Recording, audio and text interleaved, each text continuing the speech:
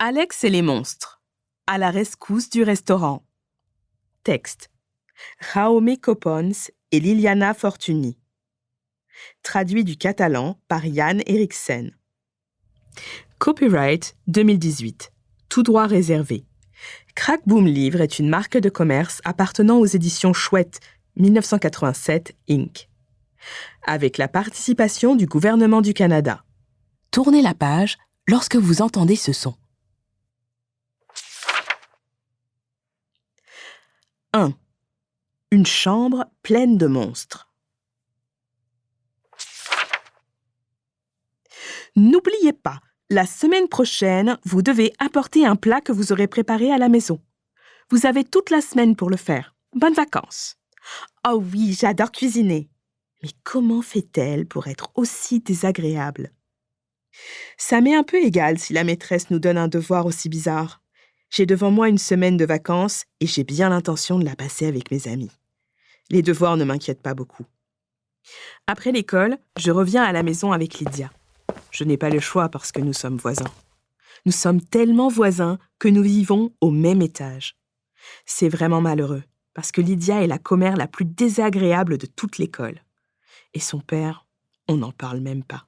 « Allô papa, il faut préparer un plat digne d'un chef pour l'école. » « Parfait, nous ferons le meilleur plat de ta classe. »« Et toi, champion, qu'est-ce que tu vas faire? Un sandwich ?» Authentique tablier de monsieur désagréable. Une fois débarrassée de Lydia et de son père, je peux enfin rentrer chez moi. Je salue mes parents et je vais directement dans ma chambre, car mes amis m'y attendent. Ils sont un peu étranges, mais je ne les échangerai pour rien au monde. Parfois, ils exagèrent, c'est vrai, mais ils ne peuvent pas s'en empêcher. « Bienvenue, Alex !»« Mais, on danse? On chante? On lit? Moi, j'entraîne de mouches. » Portrait d'Alex peint de mémoire par Pintica en 2 minutes. Mais avant de jouer et de lire, nous avons du travail. Je dois ranger ma chambre. Ce n'est pas facile de vivre avec 10 monstres. Il faut beaucoup de discipline. Et surtout, il faut maintenir les lieux en ordre pour ne pas éveiller les soupçons.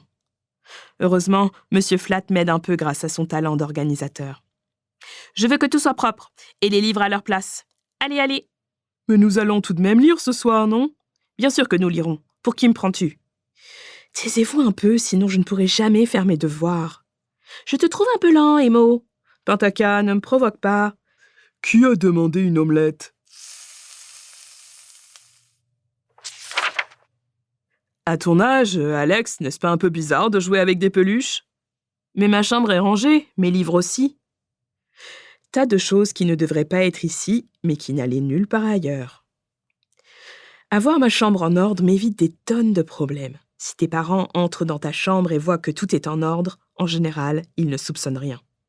Bon, c'est vrai qu'il y a des parents comme les miens qui trouvent toujours quelque chose qui n'est pas à leur goût. Les 10 monstres et moi partageons ma chambre depuis 3 semaines. Je crois que ça vaudrait la peine que je vous explique comment j'ai fait leur connaissance. Vous comprendrez pourquoi c'est tout à mon avantage de garder ma chambre en ordre. L'arrivée de Monsieur Flatt et des monstres dans ma chambre. J'étais un garçon normal, avec des problèmes normaux de garçon normal. Ma mère, par exemple, menaçait de jeter mes jouets si je ne rangeais pas ma chambre. J'avais aussi un problème à l'école. Je devais apporter mes productions écrites, mais je les avais perdues. Un jour, j'ai trouvé Monsieur Flatt à la bibliothèque, et j'ai pensé que c'était une peluche. Emma, la bibliothécaire, me l'a offerte. Le même jour, j'ai commencé à lire une histoire, et Monsieur Flatt s'est réveillé. Ce n'était pas une peluche, mais le monstre des livres. Nous sommes tout de suite devenus amis, et nous avons lu un tas de livres ensemble.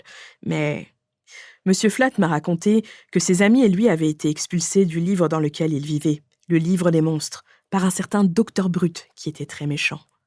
J'ai décidé de l'aider. Le lendemain, les choses se sont compliquées. Ma mère, qui était très fatiguée du désordre dans ma chambre, s'est débarrassée de plusieurs de mes jouets, parmi lesquels se trouvait Monsieur Flatt. Après un tas de péripéties et plein de discussions avec Lydia, qui avait acheté Monsieur Flatt dans un kiosque de l'école où ma mère l'avait porté, j'ai enfin pu récupérer mon nouvel ami. De retour à la maison, Monsieur Flat a mystérieusement trouvé toutes les productions écrites que je devais remettre à la maîtresse d'école, et il m'a fait une proposition. Il m'a proposé que ses amis viennent vivre avec nous. Inutile de vous dire que j'ai accepté avec joie. Depuis que les monstres se sont installés dans ma chambre... Nous espérons que vous avez apprécié cet aperçu.